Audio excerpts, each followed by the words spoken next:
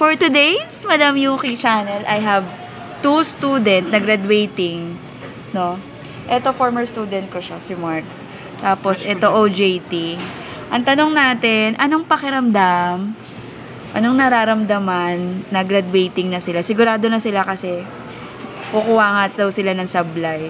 So, ano nararamdaman? Malakasan mo, ha? Welcome to unemployment. Bakit naman gano'n? Napaka-nega naman kagad.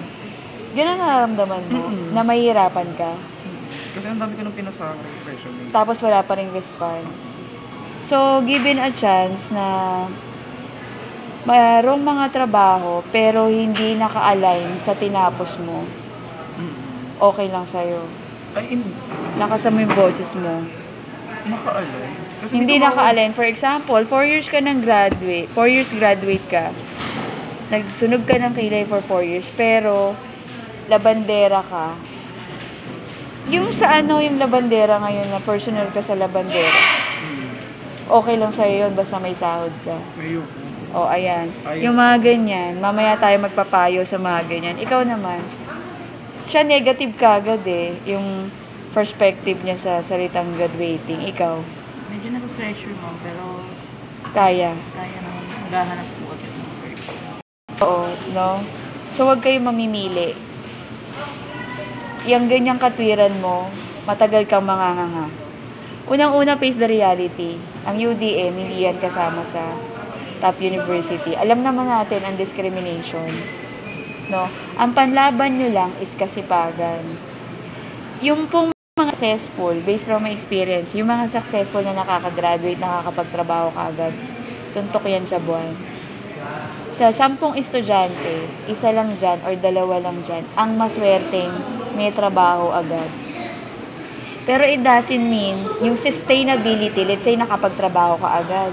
Yung sustainability, hindi mo masisiguro kung talagang masusustain ka. Bakit?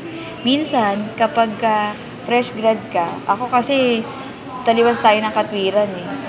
Ako noon, kahit hindi na naka-align, basta wag lang ako masiro. Gusto ko may trabaho ako. Luckily, na-absorb ako dun sa OJT ko sa HIP TV, RPN 9 pa yung channel nun, pero hindi nyo na naabutan. Dahil masipag ka, ina-absorb ka, advantage yun. Pero hindi ko na-sustain kasi nag-aim ako ng mas maganda. ABS-CBN. Ano nangyari? Sa ABS-CBN, hindi ka sasahod. Totoo to. Nalaman kong totoo yun, nung nareklamo na sila, napasara na, diba? During the Senate hearing, totoo pala talaga yun. Kasi dati, nung may training ka ng 6 months, wala kang sweldo, ay ayoko. So, umalis ako dun sa pinagtatrabaho. So, kung excited yung iba, nag-graduate dahil sabi mo wala ka nang gagastusin, dahil nabili na, ikaw ba may damit ka na? Hindi, sa graduation, ano ba yung sa graduation? Di ba, Pilipiniana, tapos sa inyo na yung sablay ba? O Arkila? Magkano yung sablay? 1K. May 900. Mura lang naman pala, hindi na toga. Ate sa inyo na, kasi yung toga may balik-balik pa eh, di ba? Uso na ba yung sablay, hindi na toga? Hindi man, puro toga pa. Puro toga yung... Pero dito sa atin, hindi toga eh. Sablay na, ano. Parang sa UP. Ganun ang ano nila. So, ikaw may damit ka na for graduation. Pilipiniana yan eh. Ikaw barong. Wala pa ako. Oo. Magpipilipin yan. Ano ka? Hindi po pwede. Hindi po Third pwede. pa lang to, kamaniniwala. Hindi po pwedeng magpilipiniana ka. Pwede na yun. Napabarong ka dapat, bro, ha?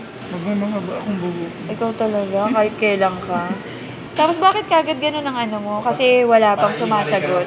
Wala pang sumasagot. Hindi, meron naman. Hindi ka breadwinner. Hindi. May trabaho magulang mo. Vendor kami. So patuloy ito na. Bakit? Saan ito? Meron naman ng tumawag. Kaso yung tinawagan kasi ko, convenience store. Tapos trinay ko siya mag-training. Tapos hindi mo nagustuhan. Nagustuhan ko siya kaso nung 3 araw na ganun nga yung Routine. Napagod ka. Na burnout ako. Na parang sabi ko, ay sinweldohan ka naman. Hindi na. 10 days kasi TL. Ang training without pay yun. Ano yun? Pag hindi mo kasi binuo yung 10 days ng training mo, hindi ka sasahuran. Kasi per day, 537. Tapos Bayad 8 ng hours. training, 8 hours. Kaso ang minsan ng oras ng pasok mo, umabot ka ng gabi, umabot ka ng umaga, ganon. So parang na-burn out ako. So sabi ko, ay So hindi ano ko to, pa. pag convenience store, cashier ka, umiikot, naglilinis ka. All around ka. All around ka. Ikaw hindi ka pa nag-try, mukhang mayaman ka naman ganyan, hindi ka pa nape-pressure. Nag-try po ako before sa ano. Doon po sa June. Parang ano po, may Thai account po. Parang Ganun. customer service. Bago ako mag-OJT. Nag-boarding student ka muna. Opo. Kaya huli ka na bago mo natapos yung oras mo. Nag-OJT na lahat, natapos na siya, tamo nag-OJT pa. Pero at least, good thing, 4 years nyo, wala kang binayarang tuition fee. Yun ang pinakamalaking bagay. At dapat maging grateful pa rin kayo kahit nahihirapan kayo at may mga other expenses. Iba pa rin yung every sem, walang pinoproblema yung mga magulang mo. So, iba kasi yung positive eh. Positibo yung pananaw mo.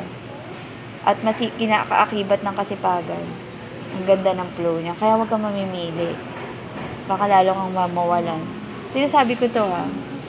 Yung hirap, totoo yan, kaakibat yan. Ikaw ba nahirapan ka dun sa work mo na sinasabi? Minsan po, kasi ma'am, parang minsan nakakapagod kasi parang paulit-ulit ng routine na ginagawa mo. 8 hours din naman. Opo, 8 to 12 Basta hours importante, yung 12 hours mo, same lang yung babayad, po. kahit na May 8. OT po. Basta merong sinasahuran. Iba kasi naranasan ko pa yan. Hindi kasi nahuran eh. Ganun ka-worse. No? So maraming salamat. Ano mapapayo natin dahil kayo ay scholar ng bayan? Dahil sabi ko nga, dapat maging grateful kayo. Paano mapapayo mo sa mga batang nawawala ng pag-asa?